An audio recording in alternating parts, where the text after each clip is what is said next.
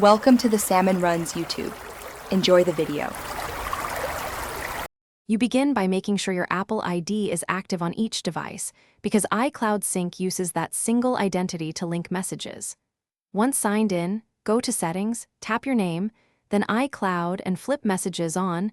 This starts uploading your message database. Make sure you are on Wi-Fi and have adequate iCloud space so attachments can upload.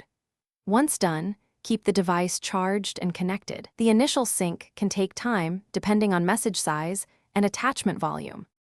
Next, make sure every device is set to accept and sync messages. On a Mac, open Messages, go to Preferences, iMessage, and check Enable Messages in iCloud. On iPad and other iPhones, repeat the iCloud messages toggle so everything points to the same cloud store. This step ensures two-way sync, deletions and reads update everywhere.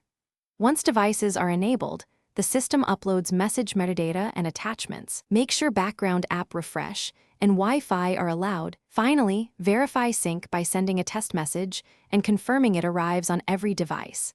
If things don't match, first make sure iCloud storage isn't full and that each device is online.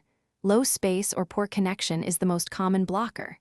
If needed, toggle messages in iCloud off then on, or sign out of iCloud and sign back in to force a rebuild. One quick troubleshooting tip: wait at least 30 minutes after toggling before assuming failure, since large attachments can delay reconciliation.